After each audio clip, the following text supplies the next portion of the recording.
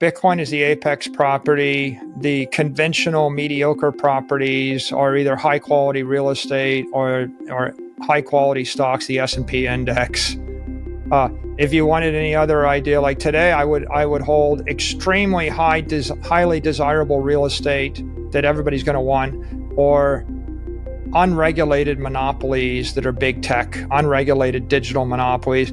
But both of those are inferior to Bitcoin by a lot.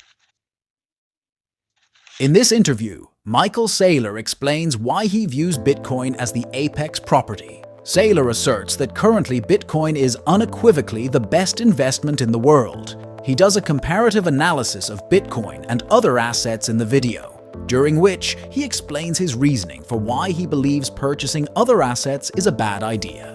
He explains that save a handful of assets of which Bitcoin is the clear top dog, other investments statistically go to zero. He even asserts that Bitcoin is such a good investment that taking on intelligent debt to purchase it is a solid investment idea.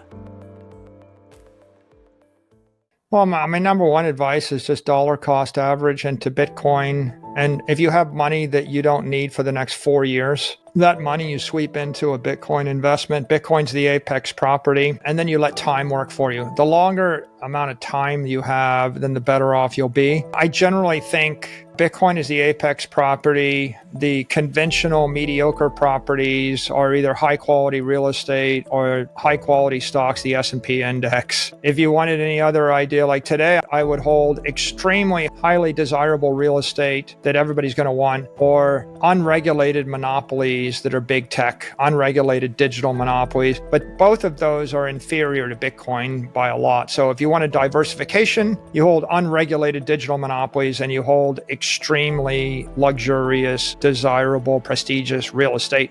And everything else is probably going to be a loser. Holding cash, holding bonds, holding any other run-of-the-mill stock or whatever. It's just the world is too risky. As we saw in the S&P 500, 95% of them won't perform, even out of the top 500 companies in the world. Most of them are mediocre, and they can't keep up with the monetary inflation rate. So thinking you can trade is overconfidence. There's statistically a 99% chance you'll fail. I think in one of my presentations I showed like literally 1% of the days is all the movement. So if you're trading the other 99% of the days, you're probably failing. Right. So there's a 99% chance you'll fail if you try to trade. There's a 99% chance you'll fail if you try to pick stocks. And that just leaves you with the basic notion, which is proper asset allocation. You pick apex property, and then you look to acquire the apex property using your cash flows or using equity or using debt, intelligent debt. If you could have gone back 40 years and someone would have loaned you money at reasonable terms in order to buy, a city block in New York City or Tokyo or London, you would have done okay. And that's reasonable. You buy high quality, levered long property, but it has to be intelligent debt that you don't get liquidated on. It needs to be a long-term mortgage or very cheap debt that no one's going to call on you. Otherwise, if you could raise equity to do something, if someone's willing to invest in you, you're a money manager. So you go and you raise capital, you invest it in Bitcoin, run it for them, then that's a business. Or if I had a business and I could sell equity in the business so as to buy Bitcoin, that's a rational way to do it too. So you can use equity, you can use debt, or you can use cash flows. And so those are the three ways you get the money to invest. So far, Michael has asserted that Bitcoin is the best asset. He explains that as high as 95% of stocks fail, and even previously established assets like real estate were mediocre relative to Bitcoin. Next, he turns his attention to current events and talks about when it's likely that Bitcoin will experience a surge. He talks about the halving event and why it's such a big deal, and what he expects as an outcome of the halving.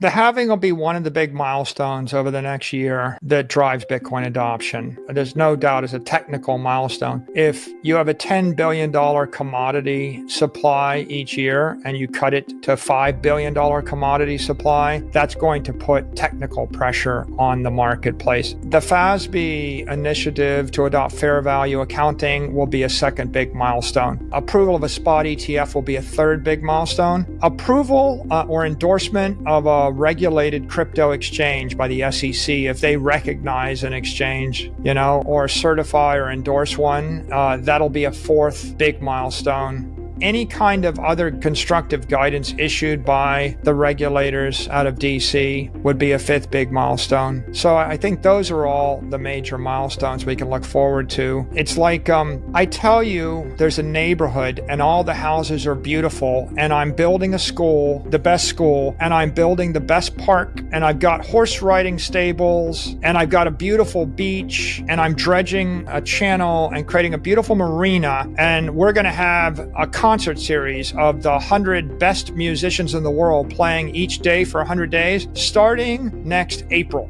I tell you that, and you think, man, I really want to move to that neighborhood or that development. And then I say, well, the bank won't finance the purchase, so you have to pay for everything in cash. And you have to jump through hoops, and there's 6 months of application processes, and you're going to have to apply and wait 3 months and do something else and wait 3 months. So it's like, I know I want to be there, but it's still hard to get there. But I know I want to be there. I think that's where we are right now, which is all of these things are lined up, but you can't underestimate the value of having the bank say, okay, we'll now actually do financing against houses in this development. Once all those planets align, then I think you have like a surge of capital migration. In this video, Michael Saylor has spoken about why he believes Bitcoin is now the apex asset. His insight should help shape ours, as it's really important going forward to understand the distinction between Bitcoin being a currency and an asset. Michael Saylor explains that Bitcoin is not a currency. Instead, it's a perfect store of value because it's intrinsically deflationary. He finishes up by talking about the halving event and how it's just simple economics that it'll cause a surge in price. He, however, note that the halving by itself may not be enough, and that a spot ETF is necessary, as it will make it easier for TradFi to move into cryptocurrency. What do you think about Bitcoin being an asset? To see the latest in crypto news, watch this video here.